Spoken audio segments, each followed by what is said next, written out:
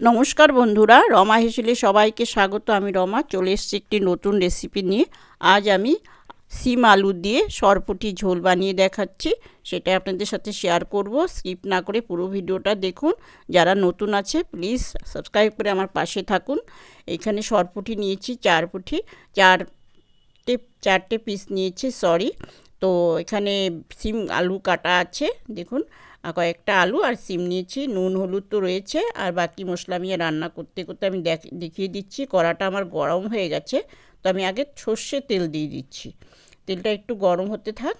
তাই এটাকে আমরা সরপুটি বলি, হয়তো অন্য কিছু বলে, হয়তো আমি সেটা ঠিক জানি না। আপনারা জানলে আমাকে কমেন্টের মাধ্যমে জানাবেন।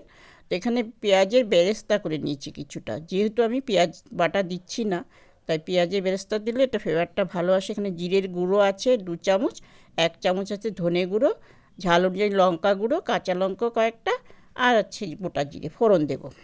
এটা দিয়ে আমি রান্নাটা করব। প্লিজ একবার বানিয়ে খাবেন, ভীষণ ভালো লাগে। এটা নতুন সিম দিয়ে বানানো, তো নুন হলুদ দিয়ে আমি আগে মাখিয়ে মাছ কয়টা ভেজে নিচ্ছি।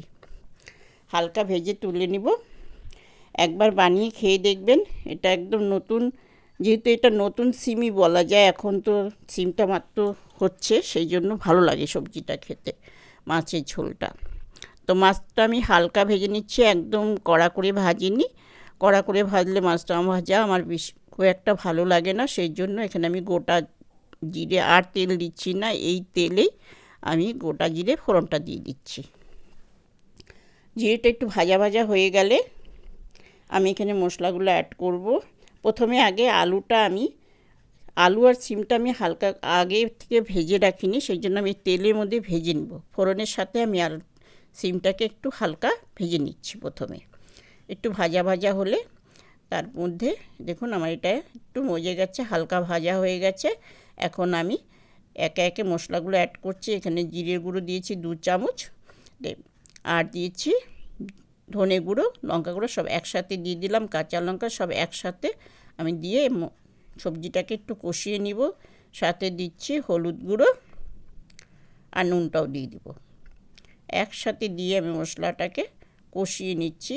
খুব সহজে যাতে রান্নাটা হয়ে যায় সেইভাবে আমি দেখাচ্ছি, যাতে ভিডিওটা বড় না হয়। আপনারা একটু টাইম নিয়ে করবেন। তাই আমি যে টাইমে করছি এটাও খুব একটা দেরি হয় না, তাড়াতাড়ি হয়ে যায়। দেখুন আমার এটা কষে যাচ্ছে। তো আমি এখন একটু হালকা করে দিয়ে আমি পুরো জলটা, যতটা জল লাগে সেই অনুযায়ী আন্দাজ মতন জল দিয়ে আমি ঢাকা দিয়ে দেব। বেশি ঝোল দেব না, এটা একদম পাতলাও হবে না আর একদম গাঢ়ও হবে না, মিডিয়াম থাকবে। তো এখন আমি এটা ঢাকা দিয়ে দিচ্ছি। সবজিটা ফুটে উঠলে দেখুন এটা ফুটে উঠেছে। এখন আমি এর মধ্যে মাছগুলো অ্যাড করব। আলুটাও সেদ্ধ হয়ে গেছে,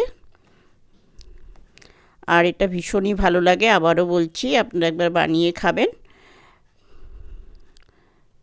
তেলটা একটু কাঁচিয়ে দিয়ে দিলাম। এখন এর উপরে আমি একটু বেরেস্তা, আমার কিন্তু রান্না কমপ্লিট, আমি একটু বেরেস্তা দিয়ে দিচ্ছি। এটার ফ্লেভারটা ভীষণ সুন্দর আসে। দিয়ে ঢাকা দিয়ে নামিয়ে সব করে আপনাদেরকে শেয়ার করছি। আমার রান্না অলরেডি রেডি। ভালো লাগলে লাইক শেয়ার কমেন্ট অবশ্যই করবেন, সাবস্ক্রাইব করে দিবেন, পাশে থাকা বেল আইকনটা অন করে দিবেন। যখন আমি নতুন রেসিপি দিব আপনারা পেয়ে যাবেন। তো দেখুন আমার এটা কমপ্লিট। কেমন হলো আমার রান্না দেখুন। ভালো লাগলে আবারও বলছি, প্লিজ একটা সাবস্ক্রাইব করে দিবেন, লাইক শেয়ার কমেন্ট অবশ্যই করবেন, তবে পাশে থাকা বেল আইকনটা অন করে দিবেন। টাটা বাই বাই, আজকের মতো ধন্যবাদ, থ্যাংক